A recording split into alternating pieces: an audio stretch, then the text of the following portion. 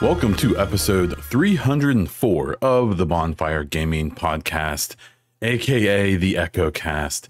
I am your host Morgan, aka Bon Diesel, and this week we'll be talking about more Xbox hardware rumors, PlayStation's state of play, Assassin's Creed getting delayed, and much more. Before we get started, subscribe to the Baunfire Gaming Podcast on your favorite podcast app and leave a review on Spotify or iTunes, or subscribe to the Bon Diesel YouTube channel to get all of my videos, including this podcast. Thank you to everyone who supports as YouTube members and Twitch subscribers. If you're interested in supporting this podcast and checking out all of my other content, please look at the link in the show description.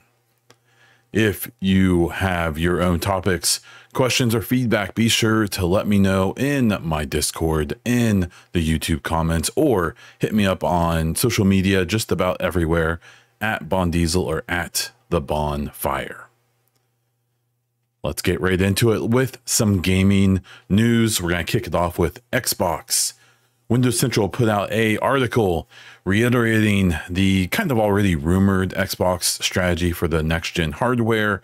And this just kind of seems like they've just gotten some sourcing that is kind of pushing that previous thought ahead. So sources report that Xbox will be releasing a Series X follow-up kind of home console. This is the hardware that Sarah Bond referred to earlier this year as the biggest leap in power ever. We'll have to see how that plays out in the long run. I will have confidence. I surely hope she did not set her up for a annoying soundbite for clickbaiters to use later on. As well as a Steam Deck-like handheld Xbox. This has been talked about for quite a while. These rumors were kind of swirling around the same time that things were kind of going crazy with the multi-platform discussions. If you remember back in February, honestly, I hope you don't remember, if I have to be totally honest. I think that most people are better off not worrying too much about the day-to-day discourse, but there was a moment earlier in 2024 that for the eternally online like myself and others who kind of pay attention to the gaming space, there was this like panic 2 weeks where there were rumors spread by people that have not been found to be super reliable that like the entire Xbox platform was going to multi-platform. The Xbox was like gonna stop making hardware, all this stuff. And eventually there was a podcast kind of interview done, pre-recorded thing by Phil Spencer, Sarah Bond, Matt Booty, and where they kind of talked about what's going on. This is where they confirmed like, yeah, we have a few games going multi-platform. They were basically third-party Bethesda ZeniMax games for the most part, with the exception of Grounded, I believe. But it ended up being like kind of not really that big of a deal. It was Sea of Thieves and Grounded went to PlayStation and did okay, or actually did very well. Sea of Thieves especially, where Hi-Fi Rush and Pentiment also went multi-platform. I can't remember if either or both of those or neither went to Switch as well, and did bad from what we can tell. It seems like especially Hi-Fi Rush, but I'm sure Pentiment as well, did like basically nothing, which is a whole different discussion. So around that time, there was also rumors about hardware, which they like kind of vaguely addressed during this kind of town hall meeting they did. And that's where the famous quote from Sarah Bond comes from, where she said, you know, we're working on hardware. She's the head. She is the president of Xbox. I think a lot of people don't really realize her actual position, like her title, but it's, you know, a pretty big one. It's a pretty big deal. And she's, you know, the head of the department that makes new hardware for Xbox. And there's, at this point, I don't really believe any of the rumors about the hardware. There was, and even from their own leaks during the ABK acquisition trial, there was some thought that maybe they were going to try out like an ARM processor, which is different than the AMD processor they're currently using. It's even different. AMD and Intel use very similar tech, where ARM is like a completely different type of processor. That would be interesting. There's some interesting stuff happening with that tech right now, but it's definitely not really seasoned enough to compete with Intel or AMD's offerings. So, you know, I don't know what I believe about that at this point. The safe bet, the safe money would just be that Xbox is going to have, say the most recent rumors have been that Xbox may try to jump the gun on PlayStation 6, which is expected around 2028. There's some thought that the next Xbox may come in 2026, as early as then. That would mean that they would probably have to lock down the actual hardware they're going to put in it like this year, maybe next year at the latest. Next year would probably be advantageous for Xbox because there's likely going to be newer CPUs with newer CPU architecture. The current Zen, I think it's Zen 5 is the current AMD architecture. And then especially if they're going to use their GPU tech, their graphics card tech, they're expected to have a whole new generation of technology in 2025. It seems likely that the next Xbox will be taking advantage of that. We did just get, I believe it was last week, the story came out that in 2022, PlayStation and Intel were at least exploring a partnership where they would potentially be using Intel CPUs in their the PlayStation 6. That deal fell through for various reasons, and it's been confirmed since then that AMD will be PlayStation 6's hardware.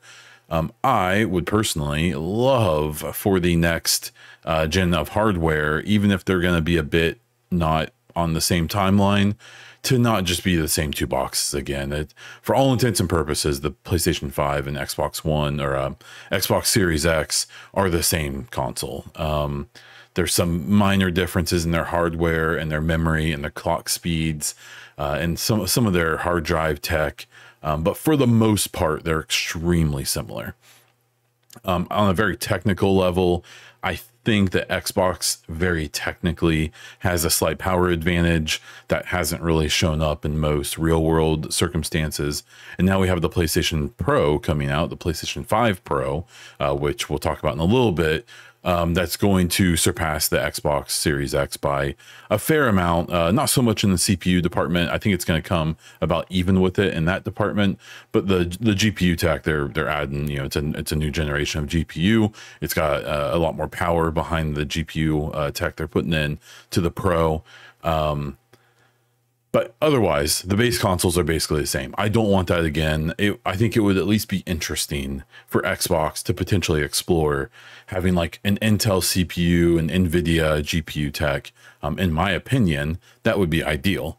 I just don't know if Intel or NVIDIA would ever be willing to do a deal with anyone that would be profitable enough for the console to not be like $1,000. I just, NVIDIA is so all in on doing all the AI stuff, both software and hardware, that their gaming, GPUs and all that are something they're still doing, but it's definitely not their focus.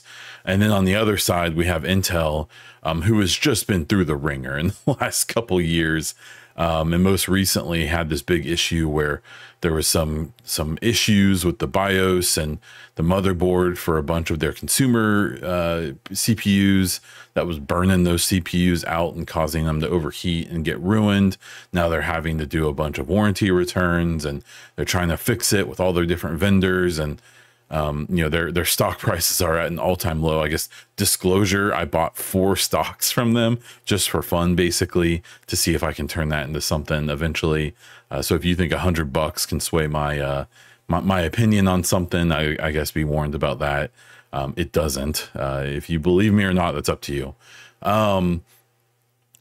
I hope that this next series, whatever they're going to call it, the next Xbox, I really hope they drop the series branding. I've always been one to kind of, dunk on people who act like the stuff is that confusing.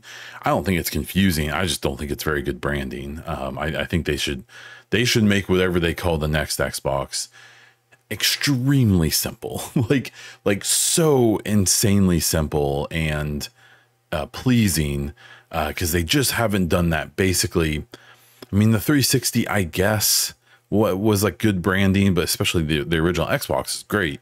But even the Xbox One, it's just like, ugh, like, why are you calling the third generation of your hardware One? And then it was like One X and One S, which led us to the Series X and S. And it's just, I hope they kind of scrap that, but we'll have to wait and see. But yeah, this hardware, you know, I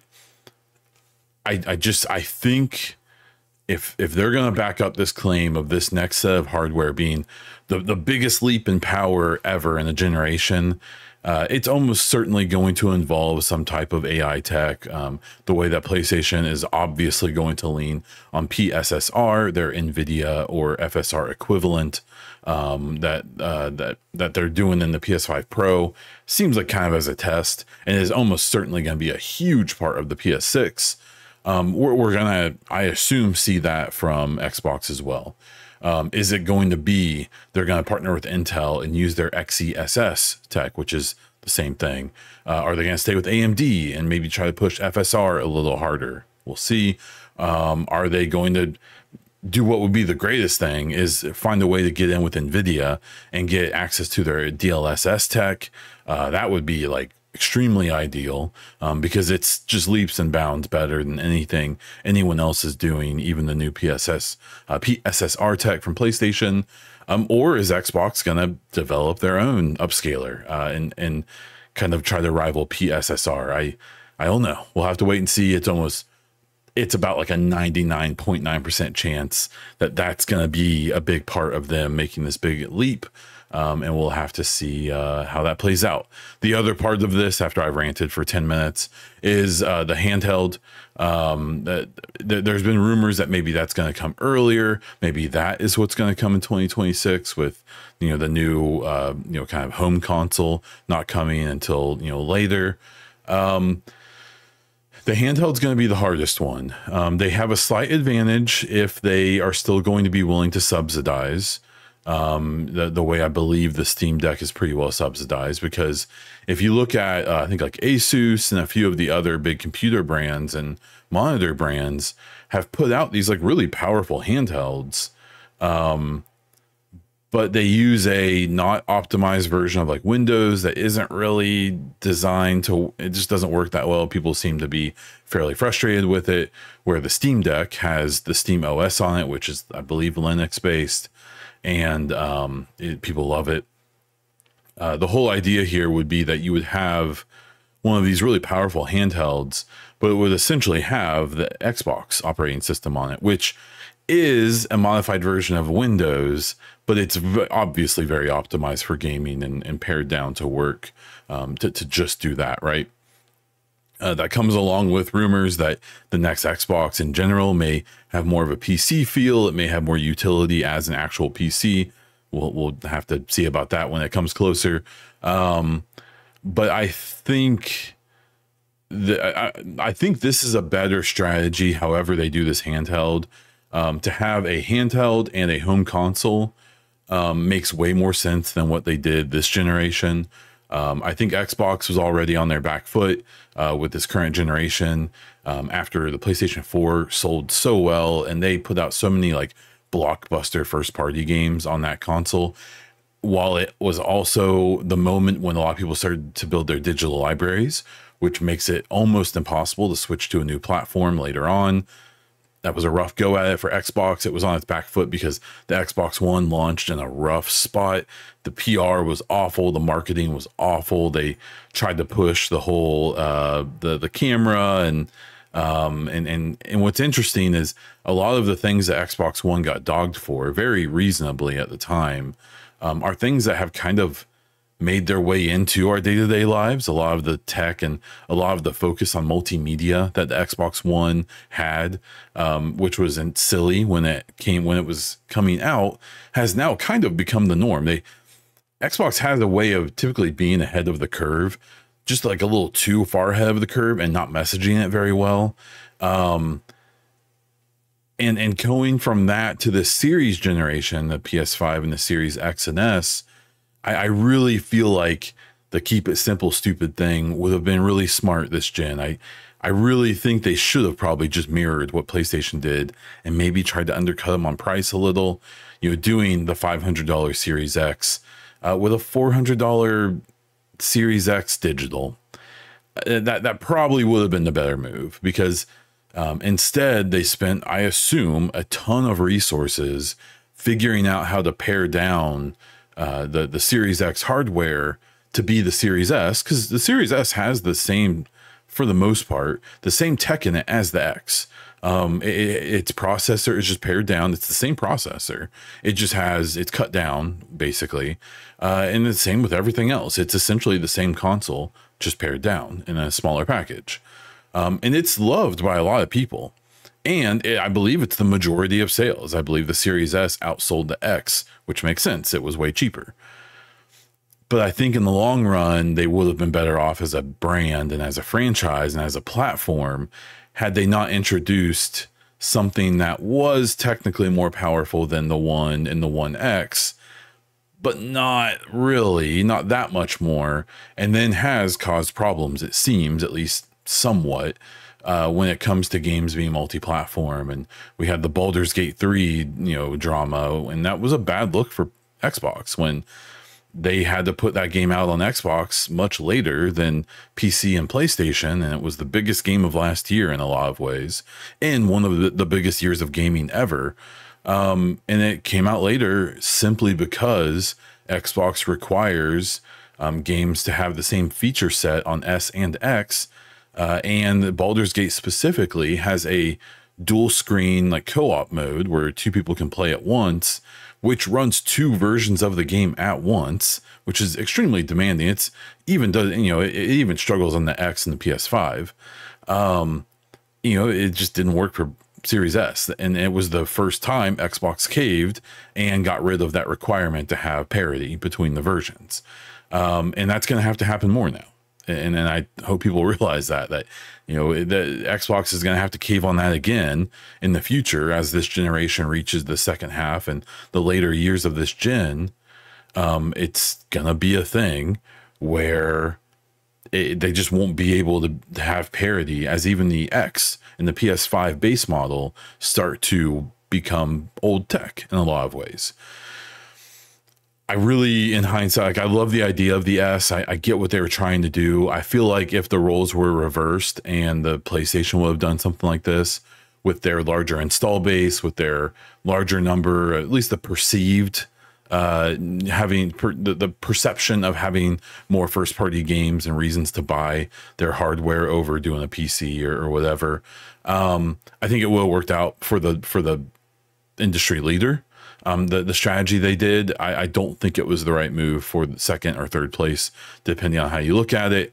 And I think it probably wasn't the best decision in hindsight. But I will say, after this, extended conversation about this, I think having an extremely powerful home console available, hopefully at a reasonable subsidized price, and having a handheld at the same time would be pretty smart.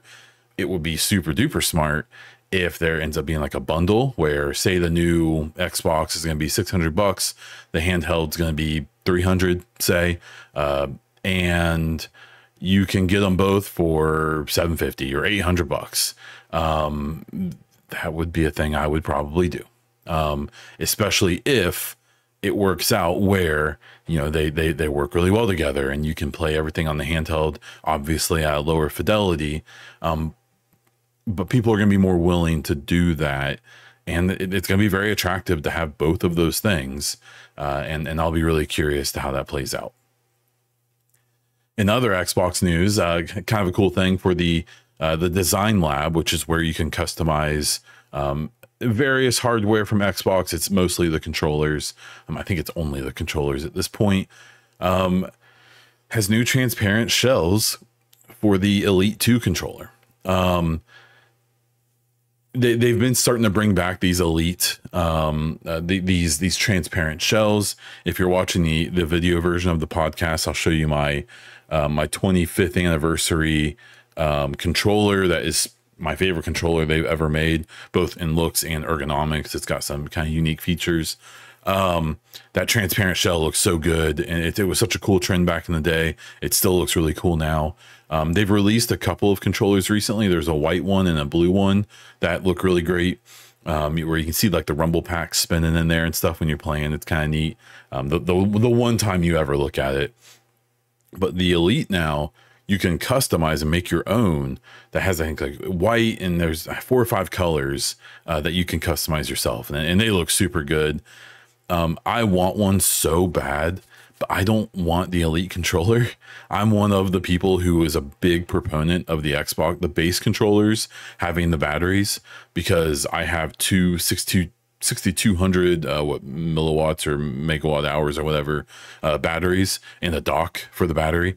So I always have a battery that has like 20 hours of life available. So as soon as my controller starts to die, I get the little pop-up. I pop it open, pull the battery out, pull the one out of the charger, stick that into the controller, stick the dead one into the charger, and I'm good to go. And that kit was like 15 bucks. I don't like that the Elite has the internal battery like the PlayStation controller that you can't take out, that you have to make sure you charge it, which isn't the end of the world. But for me, it's one of those things that, especially with what seems to be an issue with those controllers, their build quality, that they don't seem to really hold up, at least not for everybody. As cool as they look and having the little paddles and stuff is super neat. I think I'm just going to hold out and hope that the Design Lab, these transparent covers, go over to the regular controller, and then I'll probably get one. And then honestly, with the 25th anniversary one, I thought about sending it to one of those people who like disassemble them and mount them in like the picture frames. That's what I'll probably do with it, because it is my favorite controller. It needs to get cleaned up a little bit to do a display like that. But if you've been wanting an Elite controller, there's no better time than now, because you can do that really cool custom look. They also have it where you can do you can do like the base Elite controller that has none of the accessories. It's just the controller, and it's not super unreasonably priced, and then you can add on those things if you want them. So you can even buy them later if you prefer. So yeah, if only Xbox could get as much love for all the other things they do well as they do with their controllers. People love their controllers. Even I would assume a majority of PC players that have controllers for certain types of games, I would be willing to bet it is a extremely large number of people who just straight up have Xbox One or Xbox Series controllers. And I get it. They're really, really good. They're still the best in my opinion. Moving over to PlayStation, we had a state of play that had a bunch of interesting announcements. The main one being a remaster for Horizon Zero Dawn, as well as a bunch of other stuff. They announced the sequel to Ghost of Tsushima as well, as Ghost of Yotai, I believe. It's gonna have a female protagonist on a new island set, I believe, a couple hundred years later. That game is pretty heralded, and I have no doubt in my mind that Sucker Punch is probably gonna put out another like Game of the Year worthy game. That's in 2025 though, which is going to be up against a lot of other games in a similar vein. So I'm expecting 2025 to be a lot like 2023 in some ways.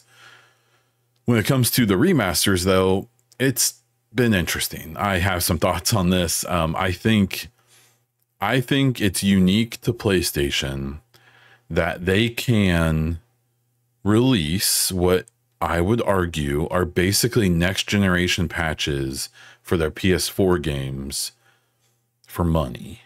And I know that the whole thing is always like, well, if you already own the PS4 version, because I believe, and please correct me in the comments or direct message me or whatever if I'm wrong, but one of the big issues with PlayStation 5 is that they don't have the, I think it's on Xbox, they call it like crossplay or whatever, where there's just like one version of the game, and it recognizes what if you have an Xbox One or Series X for the games that were on both, or a Series console. And when you download it, it just gives you the right version. Where I believe with PlayStation, at least with some of the games, there's an issue where on their store, there's essentially a PS4 version and the PS5 version. And when they do these remasters, that's the PS5 version, but the PS4 version's still out there, and it's possible to download it on accident. And people had issues back, especially early in the gen, where they would download the game. I want to say it was Spider-Man or something, when they remastered that. And they'd be like, well, this looks like crap. This looks like the old one. And then, cause it was, and that there was an issue there. So they do these remasters, which are, in my opinion, and from what it seems like, are essentially a port of the PC version. So the way a lot of these first party PlayStation games go is they release on PlayStation exclusively, not on PC, not day one. I believe Helldivers 2 is the first time they've done that. And that was a third party developed game, even though they own the IP. It's confusing. So they released the PlayStation version because Sony to this day is still hyper focused on selling hardware and selling the most, at least between them and Xbox. That is still seems like their like hyper focused main goal. They care about more than putting out first party titles. They care about it more than anything, I think. At least it seems like it. At least the old ownership. I don't know. They've recently had some big changes there. Who has indicated maybe that's going to change. We'll have to wait and see. But they release on the PlayStation, it comes out, sells their consoles, gets 80, 90 Metacritic score. Everyone loves it. And then a couple years later, they'll put out a PC version. Now, the thing to consider is that this is a port. I'm sure when they develop that PlayStation version, obviously they develop it on PCs, but they do everything to optimize it for whatever PlayStation hardware it's going to be on, whether it's cross-gen, just PlayStation 5, PS5 Pro now, whatever. But my impression is, at least, when you develop these games, like say the highest fidelity you need for the console version is, 4K 30 FPS, and maybe you also make sure there's a 1440p scalable 60 FPS mode like they do on a lot of their games, ray tracing, all that, whether or not they can do it. But it's not like they don't develop it where the game still could run at 4K 144 frames, right? They just restrict it down to what it's going to work for the platform they're releasing it on first. Then they do work to port it over to PlayStation, to PC a couple years later, and they boost everything up, or at least they unlock everything, right? Everything that they developed but had to tamper down for the console. Now they unlock it, they make sure it's compatible with all the current hardware, all the Windows versions, all of everything that they, are going to run into with a PC port. Then they release it 2 or 3 years after that on the next generation, and they do a remaster, right? And my frustration is that whenever you bring this up, people are always like, well, it's not like they just are releasing the same game again. And it's like, I mean, they are. This is probably the PC ported back down to console. So I know the one big thing, like with Horizon Zero Dawn, is they are bringing over the Aloy model from the Forbidden West back to the first one. New Dawn or whatever it is. And that is cool and probably took a lot of work. I have no doubt. But I highly doubt this was a team of, 300 people working on it for the last 6 years, right? Or 7 years since the first game came out. This was probably an extremely tiny team that was basically doing what, if this game was out on another platform, say Xbox, would probably be considered a next-gen version. And when the vast majority of games did that on Xbox, it was just a patch because of the way their whole thing works. The only game I can think of that got a paid, at least the only first-party game that you had to pay to get like a next-generation version of, was the Outer Worlds, and it was awful. It was really bad. And it was completely broken when it first came out. I think they fixed it since then, but I think it's weird behavior, and I think it's very like fanboyish or console worry behavior for people just to hand wave this thing where it's just like, well, yeah, they have to charge for it. They spent lots of resources doing this, and they probably did spend resources. I don't doubt that at all. But I think it's weird to just like be like, oh, it's Sony, it's all good. Yeah, like maybe this is basically a next gen version. Maybe they don't really have to charge for it, but they will because we'll buy it.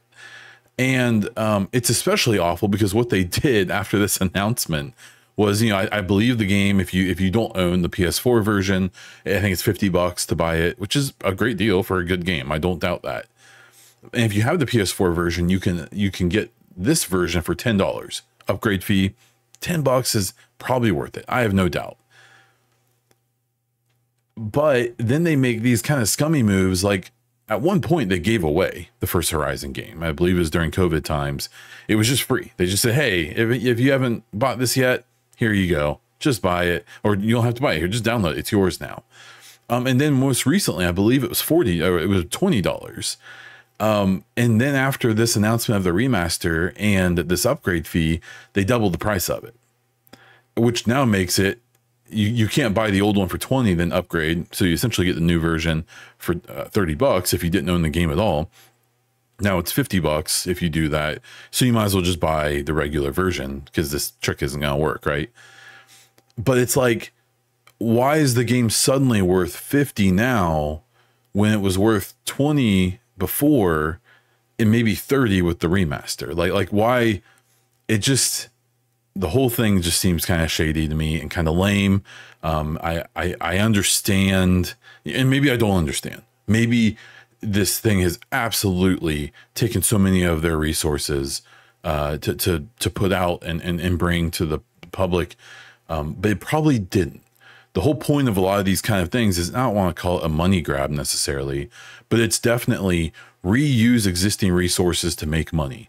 And when we've looked at things when it comes to PlayStation and all of the platforms, PlayStation makes a ton of money, but they actually end up having a lower profit margin and a lower, they make less of that money than the other two platforms, at least according to one of the reports that came out, or one of the leaked documents from the ABK trial showed that PlayStation makes like twice as much money total than Xbox. They make a crap ton of money, but they only have like a 7% profit margin. And Xbox actually takes home more cash, even though they make less money total. And then the funniest part was Nintendo makes less than, I think, both of them, but its profit, like their actual take home cash, was twice as much of the take home of combined PlayStation and Xbox. Just to show you why Nintendo stays out of all of this conversation, because they're completely doing their own thing. When you have a platform like PlayStation, who makes a lot of money but spends most of it on $300-400 million games that they shut down after a week, or that even when they sell well, they still don't make their money back, or they barely do, is you're going to see them make moves like this, where if they had that 15-20% profit margin, they may, just as a good PR move and being a good consumer friendly brand, just do this as a next gen patch and be like, hey guys, here's the upgraded version of this game now, have fun, instead of charging either $10 or $50 for it. So I think it's really interesting. They're going to keep doing it because people buy it. Though I do think their PC strategy may change eventually, because we just had God of War Ragnarok come out this week. This isn't even the story I put in here, but I'll talk about for a minute. I had no idea it was coming out, and I'm literally the target for them. For when they have that 3-part cycle. They put out the game on PlayStation, the current PlayStation. They put out the game on PC a few years later, and then they put it out on the next gen a few years after that with a remaster. I should have, just with whatever metrics, I should have been seeing ads for God of War Ragnarok everywhere. It should have been blowing up my timeline. And I don't remember seeing hardly anything about it. Now, I do believe when it came out, I think Digital Foundry did a video on it. Looks like it's a great upgrade for PC. It looks like, it's a good port, which they've had issues with in the past. I believe it was Last of Us Part 1 was kind of a rough remaster. And so it's just interesting. But the simple fact is, they're selling 2-3 times more consoles than Xbox. That's the only metric anyone cares about. And so they'll keep getting good press for various reasons. And I will be curious if that ever changes. Some less than good press they had, though, was the PS5 Pro and the 30th anniversary versions of a bunch of their hardware went up for pre-sale this week. And I've seen descriptions of it being chaos and a disaster. And it seems like it was just a crappy pre-order system, just like they always are. What was funny is that I saw everyone blaming the bots. Like, oh, the bots are, scalpers, blah, blah, blah. And like, sure, I'm sure that's a thing. But they also kind of set themselves up for this, right? Like, so I believe the PS5 Pro, the main model, you can pre-order it right now, I believe. It never sold out, which is an interesting thing as well. I figured they would have had a low enough number that they would get there's some people on Twitter who always post this thing of like PlayStation marketing strategy for hardware, or announce new product that's way overpriced and people are kind of leery about it. Do pre-orders, but only have a few available. It sells out, so they get press about it. Then a second round comes and that sells out too, and they get press again about it. It's kind of that like intentional scarcity or whatever, artificial scarcity. That's probably, I'm surprised they didn't do that with the PS5 Pro. Now, the 30th anniversary hardware, which is the PS5 Slim, the PS5 Pro, the Portal, the controller, I want to say a couple other products, all of that was limited. And the PS5 Pro version of this 30th anniversary edition that looked like an old PlayStation 1 specifically was only going to have 12,300 units to celebrate December 3rd or whenever the release day of it. And like people are giving them a lot of crap over that, at least for a minute, because it's like that was obviously all going to get bought out by scalpers. And if you look on eBay or any of the reselling sites right now, it definitely did. There's at least people pretending like they got them.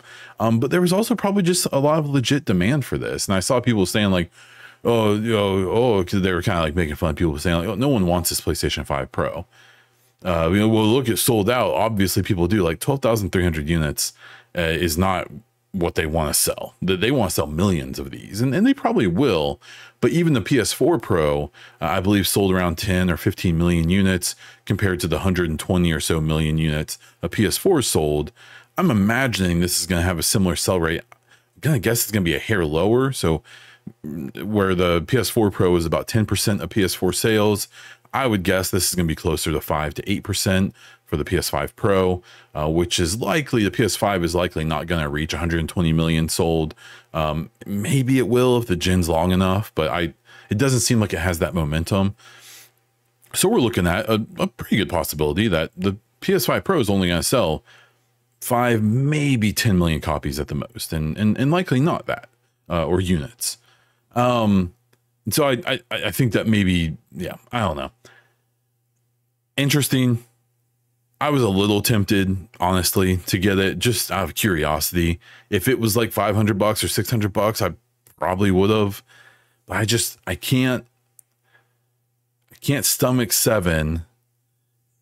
But then it's tough because, like, the whole argument with Xbox and PlayStation is always like, well, why have an Xbox if you have a PC? I do have both, and I play on both. And I can't always explain why, but sometimes I can. But with PlayStation, you don't really get that benefit because, like, we're just getting Ragnarok now years after it came out on the console. We're, getting remasters of games and things like that all these years later. I don't know. I think what I'm the most worried about, and I do agree with people who have said that this PS5 Pro, that $600, $700 price point, is definitely a market tester. And that there is definitely a bunch of marketing people at Sony and PlayStation watching those reactions and kind of seeing like, well, we knew they'd be mad, but how long are they mad?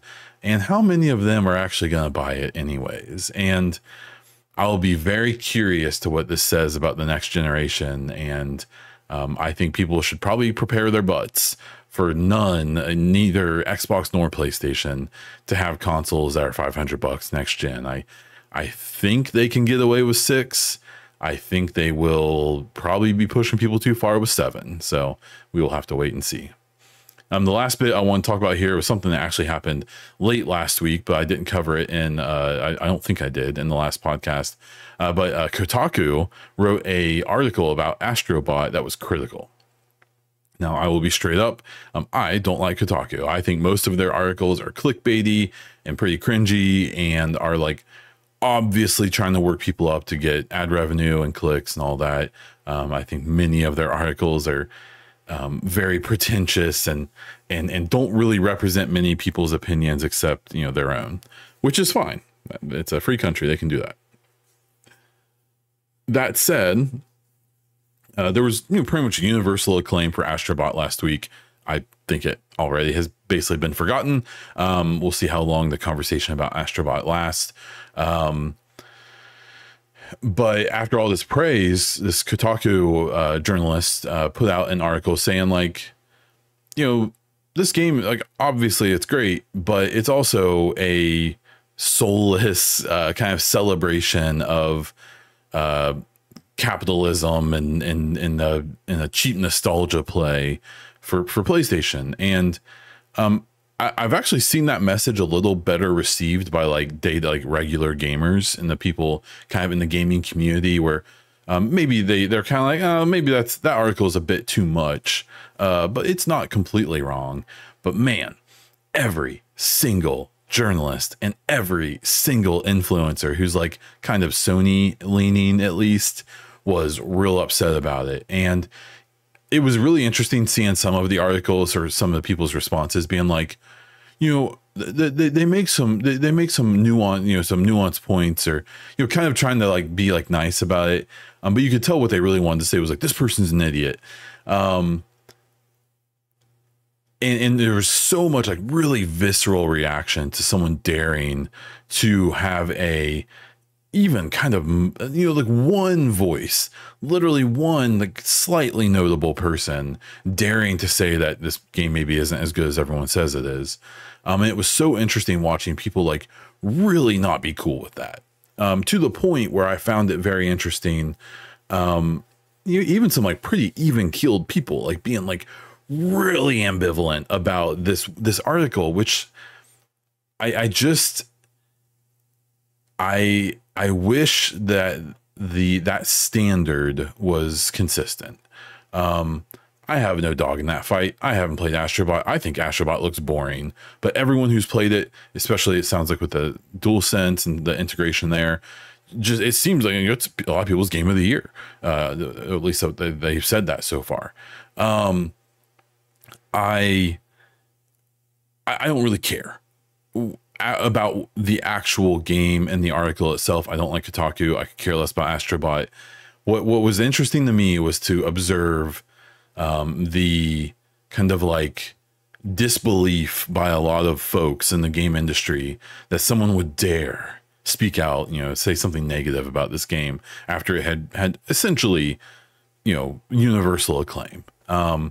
I think that we need to be careful with that. I think that people need to, you know, the same thing I'm told to do when I feel like there's some sensational article about Hellblade 2 or, you know, some other, you know, Starfield or Xbox in general, as someone who does lean more of an Xbox fan, you know, the same way that I know I'm basically not allowed to call out, you know, the Xbox tax and all of these other things.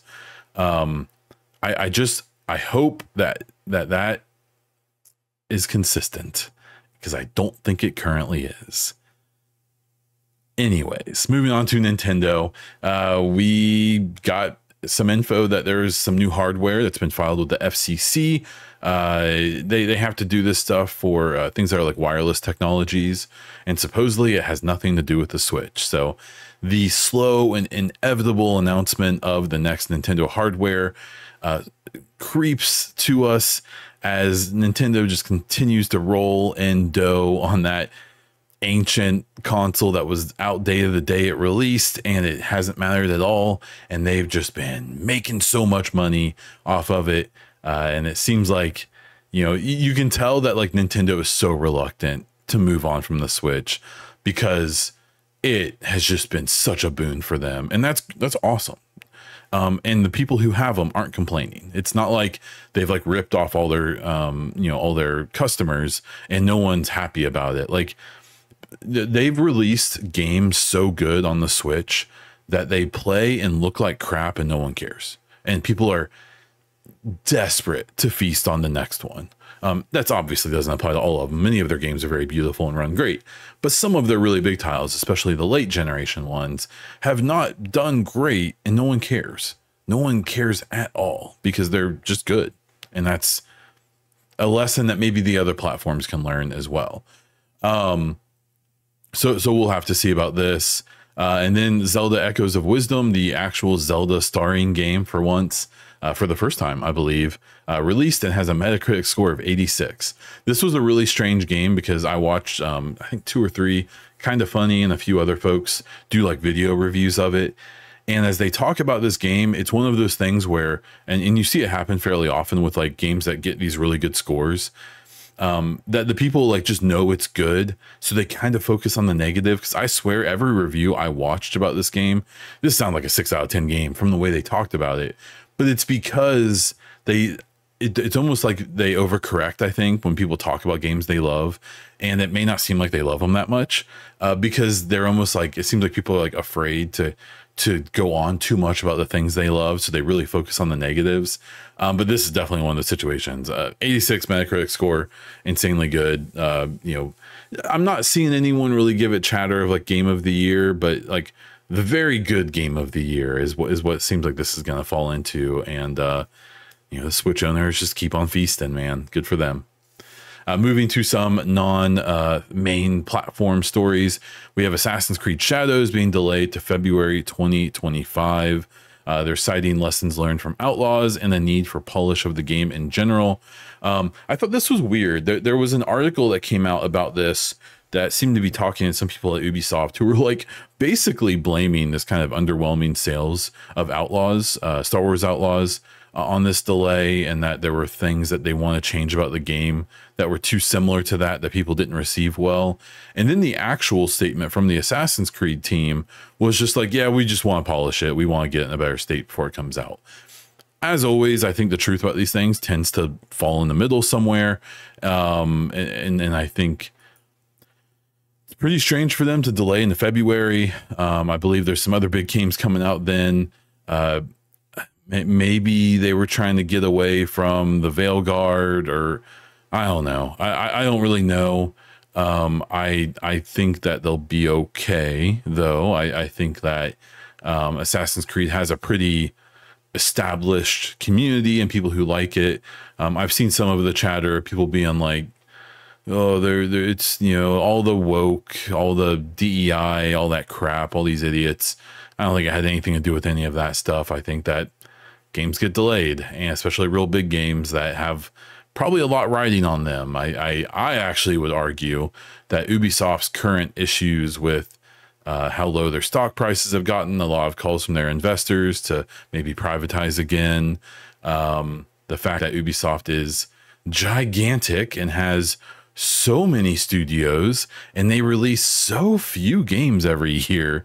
I genuinely don't know how they stay afloat money-wise, because they legitimately have like 30 or 40 studios, with only a handful of those being like headline studios that actually put out games, and the rest of them being like support studios like all over the world, literally. I suspect that Ubisoft's current financial problems are probably why they're delaying Shadows more than anything, as they probably say like it's worth losing a few months of resources to make sure this game is in a good a shape as we can put it out, because they need it to be a big hit. They need it to sell well, no matter what that requires. So we'll see. I don't think Ubisoft, I've seen people be like, oh, is Ubisoft going to shut down? No, I think it's basically too big to fail completely. I wouldn't be surprised at all, though, if in the next year and a half, we hear about like sweeping layoffs at Ubisoft, especially if they privatize again. They're just so big and they don't put much out. And I would suspect, I haven't seen their financial reports in years, they're probably still leaning on games like Rainbow Six Siege as their like financial bases, and that's probably drying up. I can't imagine that game is bringing in as much revenue as it did at one point, because I never hear anyone talk about it again, as well as the way that they support games that can't make any money, like For Honor and stuff like that. and then they have these giant number of studios they have to support and employees they have to support.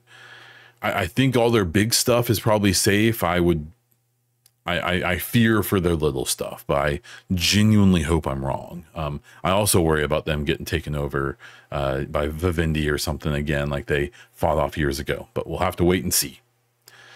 Dragon Age of the Veilguard had a new article come out from IGN talking about how they're carrying over choices from from the Inquisition in the previous games to this new game. And some people got kind of upset about it. I would argue it's probably a very loud minority of folks, but they were definitely very loud. And this came around to the idea that basically 3 things from Inquisition are going to be addressed or will affect the world state in the Veilguard.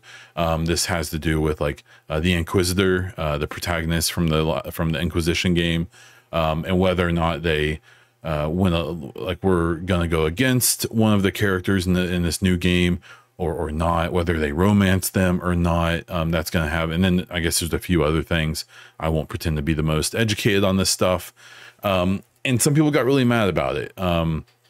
This kind of falls into a video I made after this article came out, talking about how this may be a signal to how they're going to handle the next Mass Effect, or maybe it won't be, because while they're both BioWare games, while they both have similar styles to them and genre, the way that continuation has been handled in the 2 franchises basically can't be more different. And so that does make it kind of, I would call it curious to how, the different ways they may handle this, where, so in the Veilguard, it seems like fairly few things are going to carry over from the previous game. They've even thrown out there in this article and talked about how, we may not address everything this game. There may be things from the previous games, Inquisition, Dragon Age 2, or Origins, that we'll address in the next game, but we may not answer every single question in the Veilguard. And people need to maybe be ready for that. Maybe not every mystery is going to be referenced or explained or play out, right? And when it comes to like Mass Effect, that's really interesting because those games were extremely connected between them. Same protagonist in the main trilogy, even some reference to them in the spin-off or whatever you want to call it, Andromeda. And I think that I think it's going to be interesting to talk about as time goes on. We have In 7 Day coming a week after the release of the Veilguard, more than likely full production starting on Mass Effect. I assume in early to mid 2025, and you're looking at a 2 or 3 year, maybe 4 year development cycle. And then maybe Jeff Grubb ends up being right. And I get mad for various reasons, about the release date.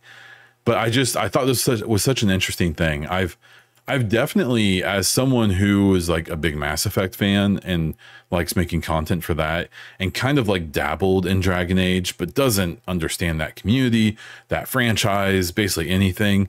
I've been like completely unwilling to interact with that community. Like, nothing against them. I'm sure they're great. They're just passionate, and we're probably going to see the same thing happen with Mass Effect as time goes on. But that community is like rabid, man. Like, you cannot make them happy, or at least you can't make that vocal minority happy, right? I'm sure most people are fine or kind of don't care about, they just want to play a new game. But man, you would think that someone kicked someone's puppy with the way that some of the people act about, some of these announcements and things like that. I'm going to do a video on it, but I really hope people start looking at games and studios who make them more like music albums and artists, because that's what they are. They are artists at the end of the day. And I think that there's this kind of weird relationship between gamers and game developers, where gamers feel like every game or games that they're excited about should be like made for them, the individual and the whole, right?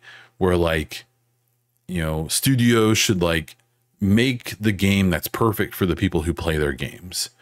And I've gotten away from that way of thinking after getting to know a lot of developers and learning more about the development process and things like that. I've definitely started to get into more of the idea of like, actually, I think that these development studios are kind of more like bands, And those bands so most bands just kind of disappear for 3 or 4 months, 6 months, maybe longer. And then they come back and they put out an album. And I'm sure some artists just try to give their fans what they want, but a lot of artists, you may keep a general sound or genre, but will also explore and more than anything, put out albums that they are excited about, or that they had fun making, or that they love. And, you know, they hope that everyone else does too, because they want to make revenue and they want to make their fans happy. But that's not like the only goal. And I've really started to look at, you know, game dev studios as more like music artists, or at least that they should be allowed to be like music artists, where they should be allowed to basically disappear, make the game that they're excited to make and that they think the people will enjoy, and then put it out there and then see what happens. And that's kind of how music, you know, you don't see, you know, artists put out albums and then go back and like remaster those albums because someone, you know, a group of people didn't like track 2 or the way it transitions into 5 or whatever. And so I'm going to do a whole video on that. No one will probably care, but be on the lookout for that. A few small stories here at the end. California is trying to pass a law that would force gaming storefronts to both on console and PC to clarify that buying a game on their platform doesn't mean you actually own it, that you're basically just leasing it or buying a license to play it at their discretion, basically. And yeah, that's how it works. That's how it's always been, at least for a really long time. The only way that isn't the case is if you can pop in a disc into your console, have it not even connected to the internet, and just play it. If it requires an update to fix game-breaking bugs, if it requires an update to download the rest of the game, because often those discs don't have everything or sometimes anything, you don't own that game, and you can't play it whenever you feel like it. It's the same with Steam. Any game you bought on Steam, it's at Steam's discretion or the publisher or the studio's discretion how long, if you get to keep that game and keep playing it. The agreements you agree to and things like that give them all the ability to pull that stuff for various reasons. A lot of times it's reasonable stuff, like an old game loses its licensing for music that's in the game, and they just don't have the resources to like put out a patch for that 20-year-old game. And so, you know, you lose it. I haven't bought a physical game for console or PC, I guess, since the Xbox 360, PlayStation 3 days. And I'm cool with that because I don't plan on leaving the Xbox platform anytime soon. But if Xbox shut down tomorrow, I'd be in trouble. I will have lost thousands of dollars of video games I've paid for over the years. So I think this is overall a good thing. I think more than anything, it's just going to be bringing people maybe who don't realize this stuff yet to reality, because I hope that most, especially anyone who's like listening to this, or the more involved or always online gamers, realize that we haven't really owned our games in many, many, many years at this point. Monster Hunter Wilds is getting a collector's edition. That's $1,300 and it comes with a mountain bike. So have fun with that. Bloober had to convince Konami to put the Silent Hill 2 remake on PC on launch. I would be very willing to bet this was an argument that involved Sony as well, because this is a Sony exclusive at launch, I believe. And I'm willing to bet that Sony didn't want this to also be on PC at launch. But, you know, for whatever reason, it worked out, and I believe it is. Don't Nod reports that they had low sales for Jusant and Banishers. That's a bummer. Jusant was an interesting game. I believe it was on Game Pass. I tried it out for a little bit. Wasn't really my thing, but it was like very cool. It was a neat idea. And Banishers was especially interesting because every person I've talked to who played that game talks about how the characters, the story, the environments, like it's a really, really cool game. Except it's like 80 hours long minimum, or 60 or 80. It's really long, and it's a little tedious. And that the combat, because I did play it for a minute, that the combat is just okay at best. And so it's really long and it's not that fun to play. And even though the story and the characters are like very, very good, that even that doesn't make it totally worth it for a lot of people. So well, hopefully Don't Nod is good in the long run. And it's a shame that these two games that I would say are good are probably not going to be the boons that they wanted them to be. Remedy is getting a $15 million loan from Tencent after all the drama that's been going on around them, how they've had to partner with like Annapurna to put out some of their upcoming games, and how Alan Wake 2 was in development forever and it was very, very good, but didn't make any money, and still I don't think has made money. A little concerning there. I hope Remedy is going to be okay in the long run, because they are way too good of a studio to have to worry about making games in the future. And then run into some content updates to start to wrap this thing up. The office is coming together. If you're watching the video feed, you'll see that I kind of have my new shelves set up in the background. I've gotten a lot of my stuff kind of put away, and I'm pretty happy with it. I think it looks pretty good so far, even though I do hope to do some improvements with the lighting and stuff. So if you have any ideas for how I can light these IKEA Calyx shelves, or if there's any other ideas for like things I can put on the wall and things like that, I'm happy to hear from you. So please let me know if you have any ideas. That is all I have for this episode of the Baunfire Gaming Podcast. Thank you so much for listening. I will be back next week with another episode. Please be sure to check out my links down in the description of the show for everything else I'm doing, including streams and videos. Follow me on all the social medias. Share this episode with whoever you find. Until next time.